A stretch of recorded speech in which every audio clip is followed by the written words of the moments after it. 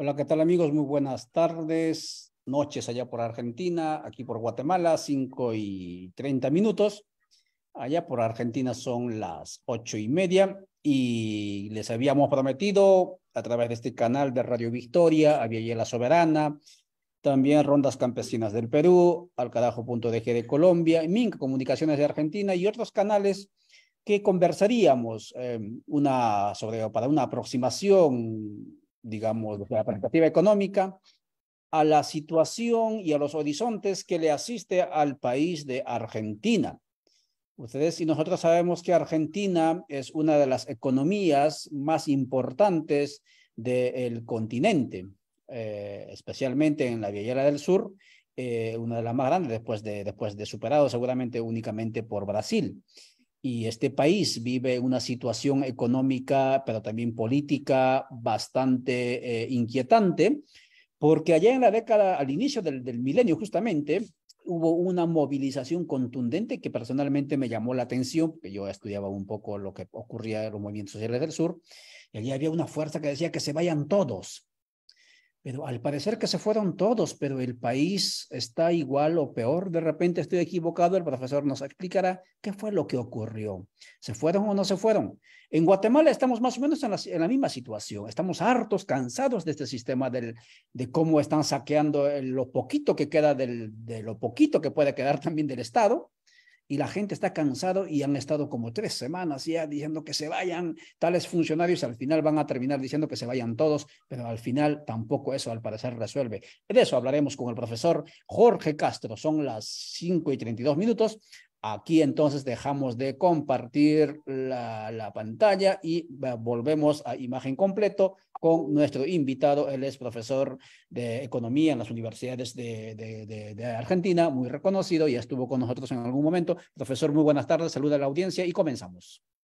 ¿Qué tal? ¿Cómo están ustedes? Encantado, mucho gusto. Profesor. Mira, la economía argentina tiene una crisis crónica del sector externo, que se manifiesta en un con cierta periodicidad, en un estrangulamiento de la balanza de pagos. Esto se debe fundamentalmente a esta situación que viene desde hace mucho tiempo, desde la década del 50 del siglo pasado probablemente, al hecho de que la Argentina exporta muy poco en comparación a lo que necesita la economía del país y por lo tanto lo que el país se ve obligado a importar para mantener en funcionamiento la máquina económica. El cálculo que hay que hacer es que por año La Argentina exporta entre 70.000 y 90.000 millones de dólares de exportaciones. Más del 60% de esas exportaciones son productos agroalimentarios. Y el resto, sobre todo la industria, prácticamente no exporta. El resultado es que en forma periódica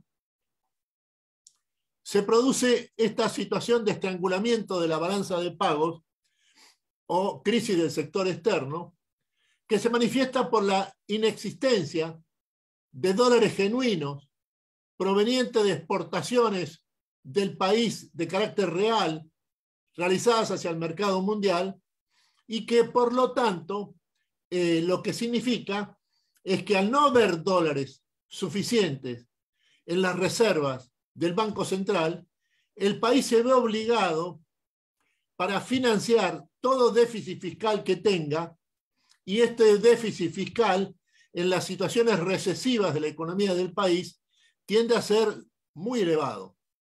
Y la forma que tiene para enfrentar esta situación, una vez que se ha agotado, como es el momento, ocurre en el momento actual, se ha agotado el financiamiento internacional, el único sistema de financiamiento internacional al que tiene acceso a la Argentina es el Fondo Monetario Internacional. El mercado financiero internacional, constituido por capitales privados, le han cerrado el acceso a los reclamos del gobierno argentino. Por eso es que la situación de la Argentina en el momento actual es que no hay dólares suficientes en el Banco Central como para financiar una alta tasa de importaciones, que es la única manera de mantener en funcionamiento la maquinaria económica del país. El cálculo que hay que hacer es que todo el sistema económico de la Argentina, productivo, esencialmente productivo, se encuentra profundamente transnacionalizado por la presencia en gran escala de la inversión extranjera, sobre todo en las décadas del 60 y del 70 del siglo pasado. Lo que esto significa es que por cada punto que aumenta las exportaciones del país, el país se ve obligado a importar 3 puntos del producto. Esto significa que la dependencia del país del mercado internacional es muy elevada. Y para eso necesita disponer en el Banco Central de dólares genuinos provenientes de exportaciones reales realizadas en el mercado mundial, y estas exportaciones son esencialmente las exportaciones agroalimentarias. Esto es, granos y carnes en primer lugar. El resultado es que esta dependencia de las escasas exportaciones que tiene el país en relación a una sociedad que tiene 47 millones de habitantes y un Producto Bruto Interno que equivale a más de 600.000 millones de dólares, con un ingreso real per cápita de su población que se encuentra entre los más elevados de América Latina, lo que está ocurriendo en este momento, en estas condiciones, es que la dependencia del monto de dólares existentes en condición de reservas del Banco Central es absolutamente crucial para establecer cuál es el grado de emisión monetaria tendiente a enfrentar el problema del déficit fiscal al carecer de financiamiento internacional. El resultado es que hay una alta emisión monetaria en el país, y esto tiene como consecuencia una elevada tasa de inflación. Esta es la situación actual, pero este año, 2023, esta situación se ha agravado en gran escala debido a que a partir de abril de este año el país ha experimentado la sequía más importante de la historia argentina y la más grave de la historia del país. El resultado es que ha perdido en este año 2023 más de 40% del total de las exportaciones agroalimentarias, de las cuales depende más de 65% de las exportaciones del país. Por eso es que la Argentina ha perdido este año, 2023, en términos de ingresos genuinos provenientes de exportaciones reales, más de 20.000 millones de dólares en respecto a los ingresos del país por esta categoría, a diferencia de lo que sucedió simplemente el año pasado, esto es en 2022, donde esos 20.000 millones de dólares que los que el país ha carecido este año estuvieron presentes y en gran escala en términos de existencia de un superávit comercial que este año ha desaparecido. Por eso es que la situación ha adquirido una extrema gravedad en el sentido de que el total de reservas, las reservas netas negativas del Banco Central de la República Argentina en este momento, las reservas netas negativas del Banco Central son más de 7.500 millones de dólares en este momento, los que el país no tiene y que sin embargo está girando, emitiendo dinero, moneda nacional, sobre esos 7.500 millones de dólares de reserva que tienen un signo negativo en el momento actual, sobre todo ocasionada por la extrema gravedad adquirida por el fenómeno de la sequía que ha liquidado más del 40% de las exportaciones agroalimentarias del país. Esta es la situación en términos económicos, con un agregado que conviene tomar en cuenta. La tasa de desocupación de la Argentina es muy reducida, no más de 6% de la población económicamente activa.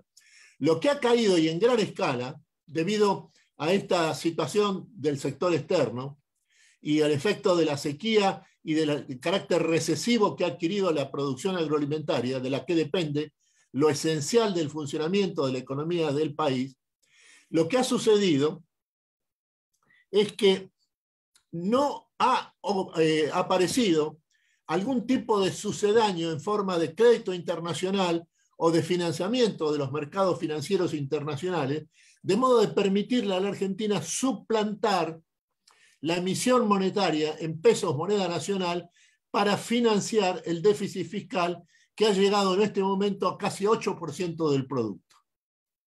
Esto es lo que ha tornado la situación con una tasa de inflación anualizada que supera el 140%.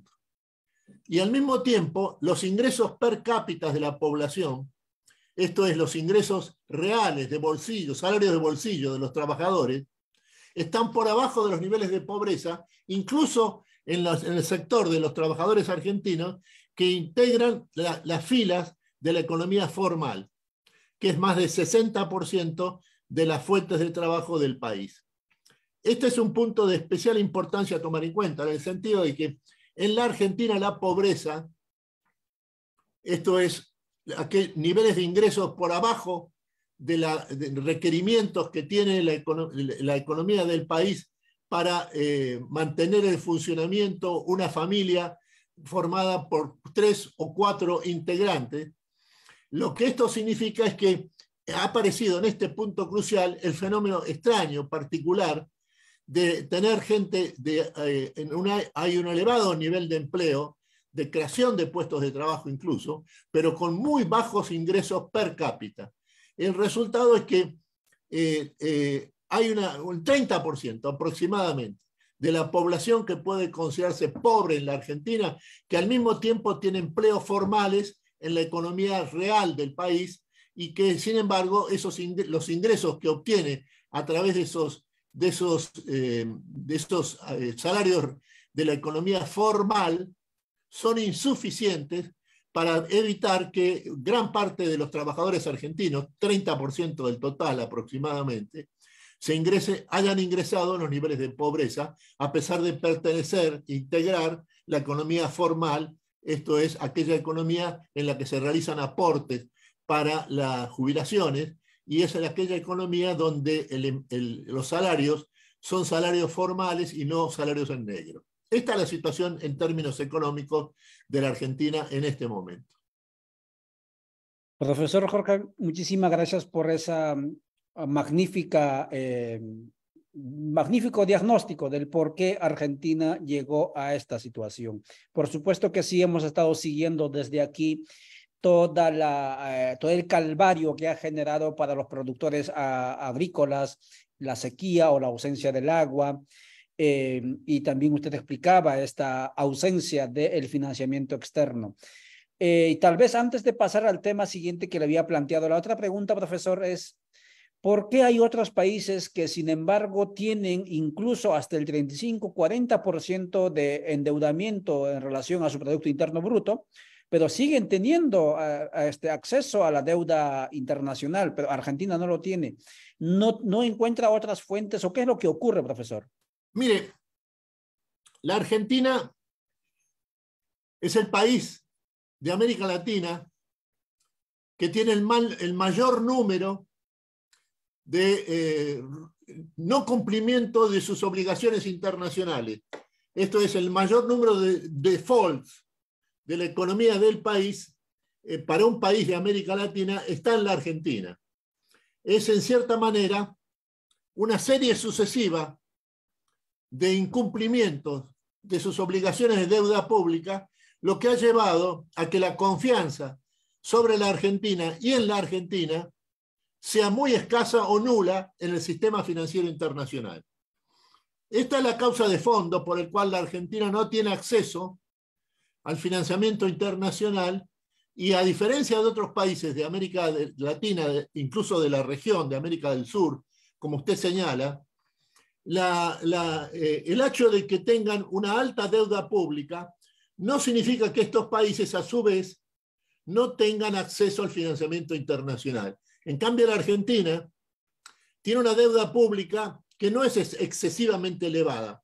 Lo que no tiene es acceso al financiamiento internacional, ya sea en los bancos internacionales, salvo el Fondo Monetario Internacional, y ahora recientemente la República Popular China, o a través del mercado financiero internacional y, por lo tanto, el acceso a los mercados ya sea de Wall Street o de la City de Londres.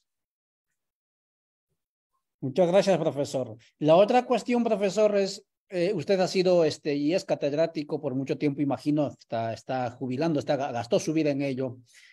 Regularmente, cuando estamos en la academia, tenemos una premisa básica, y eso es lo que también difundimos, de que a mayor grado de escolaridad, mayor grado de bienestar, entre comillas, en la categoría modernas, ¿no? Mayor nivel de desarrollo.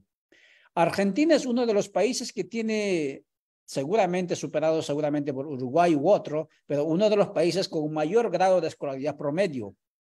Así es. Y sin embargo, la situación económica en la que vive no condice, digamos, con ese nivel académico o de escolaridad. ¿A qué se debe ese desencuentro, profesor? Mire, se debe fundamentalmente a que a partir de la década del 50 del siglo pasado, en el segundo gobierno del entonces presidente general Juan Domingo Perón, estalló la denominada crisis del sector externo, crisis de la balanza de pagos, y a partir de allí la Argentina ha tenido un alto nivel de inflación, incluso mega inflación, con más de 400% anual de tasa de inflación, y ha tenido además dos hiperinflaciones en la década del 90 y en 1989, en la que lo que el país ha experimentado ha sido una serie sucesiva de crisis en lo que se refiere, iniciadas en la balanza de pagos, en el sector externo, luego se han convertido en fenómenos recesivos de fuga de capitales y de devaluación masiva. La devaluación masiva, a su vez, ha provocado saltos inflacionarios, y a partir de 1974, la periodicidad de la crisis del sector externo, crisis de la balanza de pago, se ha vuelto cada vez más breve, en el sentido de producirse cada 7 o 8 años, hasta que finalmente, en el momento actual, la Argentina padece una vez más de esa crisis del sector externo, crisis de la balanza de pagos, y al mismo tiempo tiene una población que comparativamente se encuentra entre las más educadas, de más alto nivel educativo y cultural, número de libros que se compran, número de periódicos, de diarios que se leen, cantidad de la ciudad de Buenos Aires, centro cultural extraordinario. Acá hay el número, en la ciudad de Buenos Aires, hay el número mayor de cualquier ciudad de la región de América Latina en lo que se refiere al número de actividades culturales como obras de teatro, ya sea de carácter clásico o obras musicales, también de primera categoría internacional. Pero en definitiva, el alto nivel cultural y educativo del país, que viene prácticamente desde el siglo XIX, en donde lo que se produjo fue a través de la obra de presidencias extraordinariamente innovadoras, como fueron la presidencia de Domingo Faustino Sarmiento y la presidencia de Nicolás Avellaneda, lo que hubo fue un esfuerzo sistemático del orden conservador de esos años para producir dos fenómenos que hacen a la identidad argentina, a cierta forma, que son, por un lado, un proceso de inmigración masiva originada en Europa. La Argentina como nación se ha organizado, se ha creado, se ha constituido a través de la emergencia, la llegada al país de 4 inmigrantes extranjeros provenientes de los países de Europa, sobre todo Italia y España, en ese orden, sobre la base de cada argentino originario. Es un país en donde los argentinos originados en la inmigración europea es un número más elevado que los argentinos originarios que en 1869, primera presidencia de Domingo Faustino Sarmiento, primer censo nacional del país, eran nada más que 1.500.000 personas. Y eran estos argentinos originarios los que tenían en más de 80% no sabían leer ni escribir, ni tenían trabajo ni profesión conocida. Las ciudades, grandes ciudades, no existían, salvo la ciudad de Buenos Aires, que tendría unos 150.000 habitantes de entonces. Y sobre esta realidad, de un inmenso espacio vacío, la Pampa Argentina, no había civilizaciones indígenas previas a la inmigración europea, a diferencia de lo que sucedió, por ejemplo, con el Imperio Incaico en Perú, con el Imperio Azteca en México. En la Argentina era un inmenso espacio vacío. Y el resultado fue que sobre ese inmenso espacio vacío se produjo este enorme fenómeno inmigratorio, y sobre la base de este enorme fenómeno inmigratorio, lo que se desarrolló es un sistema de educación primaria, no de la élite universitaria, sino primaria, que produjo un alto nivel de alfabetización en la población argentina prácticamente desde el siglo XIX en adelante. Interesantes datos, profesor, y claro, quisiéramos tener todo el tiempo posible del mundo y de la vida para poder seguir aprendiendo de estos datos que usted nos deja, pero lo tenemos registrado aquí. Estamos conversando con el profesor Jorge Castro. Hemos titulado este abordaje cuando son 5:52 aquí por Guatemala, Argentina, ¿hacia dónde va? Y claro, cerca de 35 millones y más de argentinos estaban llamados a votar este domingo pasado, ayer, para elegir a su nuevo presidente, 130, si mal no recuerdo, diputados o representantes al legislativo y otros 24, más o menos 20 y algo de senadores y 43 de representantes a espacios supranacionales. Y sorprendentemente, en Argentina en estos últimos tiempos, amigas y amigos, muchos estaban hablando de que iba a ser el fenómeno de Bolsonaro de Brasil, etcétera, una tendencia política y que también está centrado en lo económico, que apuesta por la reducción a su mínima expresión del Estado, logró plantearse como una propuesta política y llegó a ocupar primeros lugares en las encuestas. Y en esta primera vuelta creían también que iban a ganar, que estoy hablando de Javier Milei. Él plantea la libertad total del mercado, el mercado es el que tiene que resolver todo. y allí habían otros 4 candidatos más y quedó para la segunda vuelta Massa, que es el actual ministro de Finanzas, si mal no recuerdo, de Argentina, que quienes van a disputar el poder, es decir, en las urnas el próximo 19 de noviembre. Y allí entonces, profesor, la pregunta es, ¿cuál es la diferencia entre estas dos opciones? Y son diferentes estas opciones desde una perspectiva económica, 1, y 2, ¿son viables en esta Argentina que usted acaba de describir?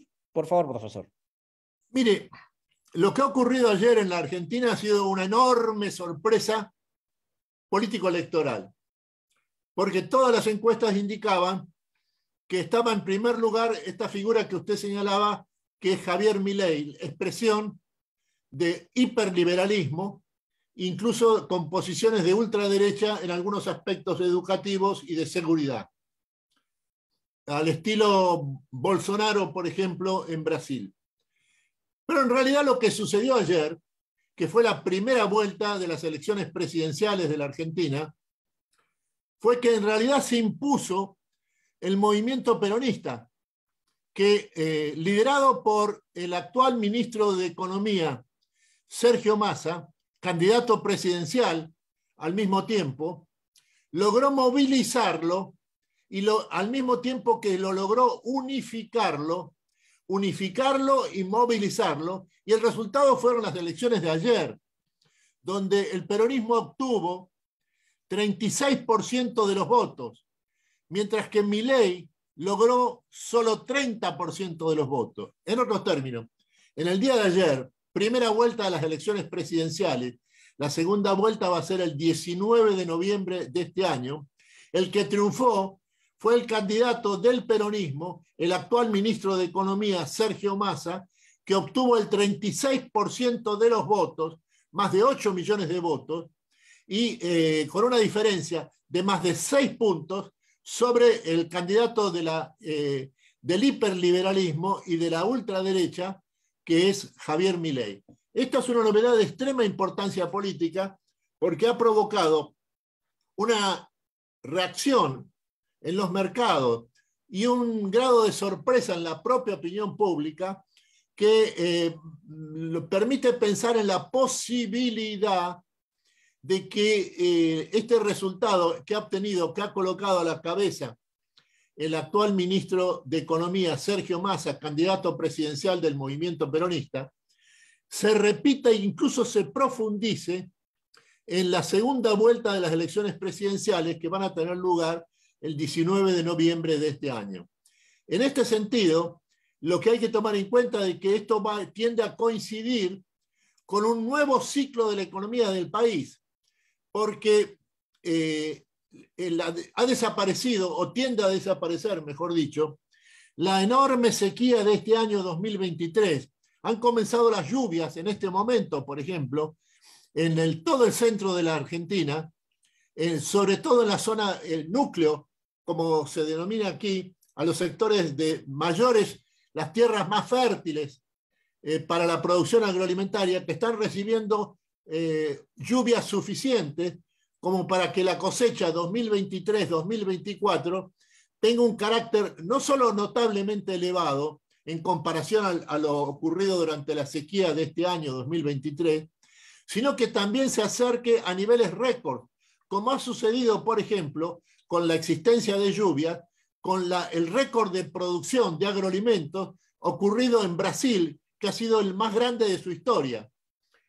A esto hay que sumarle, de parte de la economía argentina, el hecho de que ya está en funcionamiento la explotación de los recursos gasíferos y petroleros de Vaca Muerta en la cuenca de Neuquén. Por ejemplo, este año ya, a partir de mitad de año, en que ha comenzado a funcionar los oleoductos, gasoductos que llevan el gas de Vaca Muerta en el sur, en la Patagonia en Argentina, en Neuquén, desde Neuquén hasta la provincia de Buenos Aires y por lo tanto los grandes centros de consumo urbanos del país, lo que está comenzando a ocurrir es que por primera vez en 10 años, en esta segunda mitad del año 2023, la Argentina tiene por primera vez en una década tiene equilibrio en sus cuentas energéticas. Y el año que viene se estima que va a tener un superávit energético en la cuenta energética del país de más de 4.000 millones de dólares. Y de ahí en adelante, crecimiento del superávit de la cuenta energética argentina, que va a ser un elemento muy importante para enfrentar la crisis crónica del sector externo, crisis de la balanza de pagos. Esto va a favorecer al nuevo gobierno de la Argentina y especialmente va a favorecer en el caso de que el triunfador de estas próximas elecciones, segunda vuelta del 19 de noviembre, sea el actual candidato del movimiento justicialista, ministro de Economía del país, Sergio Massa. Muchas gracias, profesor Jorge Castro, con esta brillante exposición, presentación de lo que hemos titulado esta entrevista ¿Hacia dónde va Argentina? Y ojalá, profesor, en los próximos tiempos ya podamos abordar más allá del extractivismo, porque claro, los países no van a soportar eternamente extrayendo, exportando productos de materia prima. Necesitamos avanzar. Y hay también muchas preguntas que quedan, profesor, en el tintero, en la memoria. Muchísimas gracias por su atención, por su tiempo. Por favor. Y a ustedes, amigas y amigos, gracias por seguirnos. Y de esta manera cerramos esta transmisión en vivo y en simultáneo con diferentes canales que hemos consensuado por hoy. Muchas gracias. Hasta luego. Gracias por invitarme. Muchas gracias, profesor.